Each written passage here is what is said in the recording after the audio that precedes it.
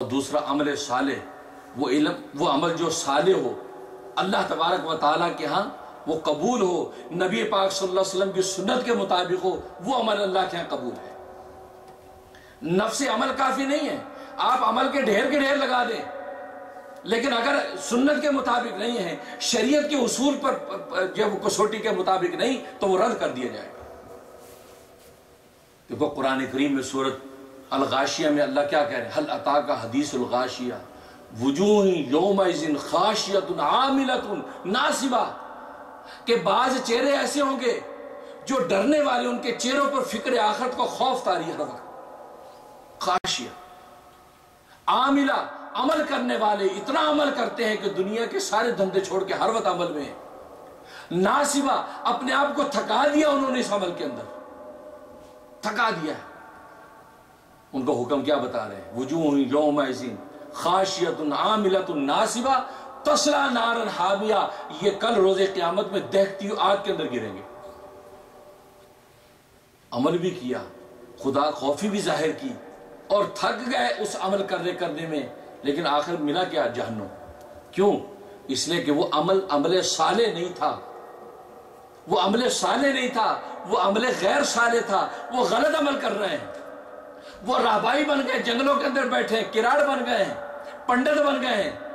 یہ جتنے کفر شرک کے جتنے بڑے یہ کیا ہیں؟ آپ سے زیادہ عمل کرتے ہیں، پنڈت، کراڑ، یہ جتنے ایسے عمل کرتے ہیں، ہر وقت ان پہ خوف طاری ہے، زندگی سے نکل گئے، ایک لنگوٹے میں زندگی گزار دی، ساری زندگی ٹھنڈے پانی میں گزار دی، ساری زندگی گاروں کے اندر بیٹھ کے زندگی گزار دی، لیکن آخرت میں بھی اللہ کہہ رہے وہاں بھی جہنم میں جائیں گے، کیونکہ ان کا عمل صالح نہیں۔ صحیح بخاری کی حدیث ہے، ایک صحابی تھے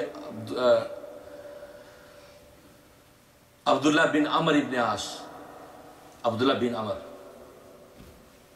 وہ ساری رات مصلی پہ کھڑے نفلیں پڑھتے تھے، سارا دن روزے رکھتے تھے، اور گوشت نہیں کھاتے تھے۔ ان کے والد نے بھی ایٹیٹیوڈ دیکھا تو نبی پاک صلی اللہ علیہ وسلم کو شکایت کی کہ یہ میرا بیٹا جو عبداللہ ہے، اس کو آپ ذرا سمجھائیں، یہ ساری رات نفلیں پڑھتا ہے، ساری رات عبادت کرتا ہے، اور سارے دن روزے رکھتا ہے، اور گوشت نہیں کھاتا۔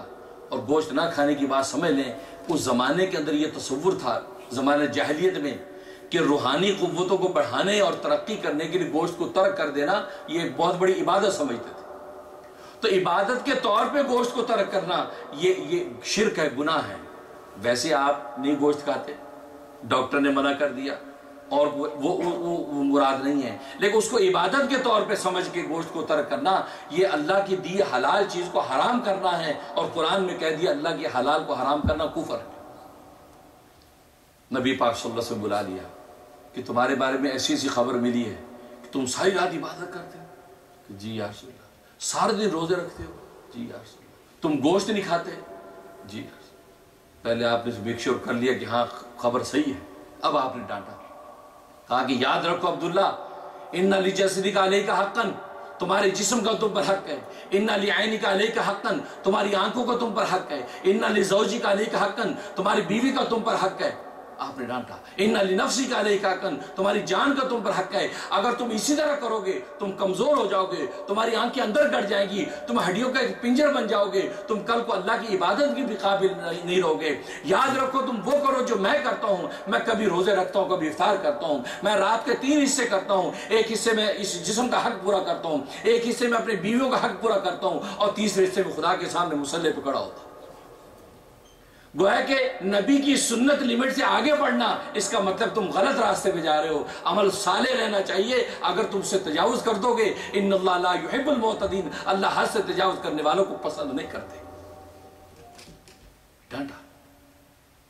لیکن اگر ہمیں خبر ملتی تو ہم کیا کہتے؟ سبحان اللہ جی، ولی ہے جی، پہنچیا ہے، ساری رات مصلی سے کھڑا رہتا، روز روزے رکھتا، بھائی بڑی گل ہے، بڑی گل ہے، ہماری زندگی بڑی گل ہے، کیونکہ ہم پیغمبر نہیں ہیں، ہمیں وہ فہم نہیں ہے، پیغمبرانہ فہم۔ پیغمبر جانتا ہے نبوت کی آنکھ دے گے نہیں، یہ بڑی گالی کتنے دن چلے گا، یہ کتنے دن چلے گا؟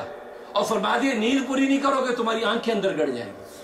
اور ایک حدیث میں فرمایا المومن القوی خیر من المومن الضعیف، یہ کمزور مومن اللہ تبارک و تعالیٰ کے نزدیک یہ جب وہ اللہ کے نزدیک پسندیدہ نہیں، ہاں قوی جو مومن ہے وہ اللہ تبارک و تعالیٰ کے نزدیک کمزور سے زیادہ بہتر، کیونکہ طاقتور مومن ہوگا نماز بھی قوت سے پڑھے گا، روزہ بھی قوت سے رکھے گا، خدمت خلق بھی قوت سے کرے گا، اس لیے کمزور اور ضعف یہ مقصود نہیں۔ تو دیکھو عمل کی ایک لمٹ بتا دی کہ عمل کی بس یہ لمٹ ہونی چاہیے، ضرورت سے زیادہ تجاوز فرمایا کہ رہبانیت بن جائے گی۔ لا رہبانیت فی الاسلام، اسلام میں رہبانیت نہیں ہے، تمہیں اسی دنیا میں رہنا ہے۔ جیسے میں نے عرض کیا اس جسم کا بھی حق ادا کرنا ہے، ایمان کا بھی حق ادا کرنا ہے، ان عناصر اربع ان کو لے کے چلتے رہیں گے تو دنیا کے اندر جسم و جان کی صحت والی زندگی اور آخرت کے اندر اللہ تبارک و تعالیٰ کے ہاں کامیابی۔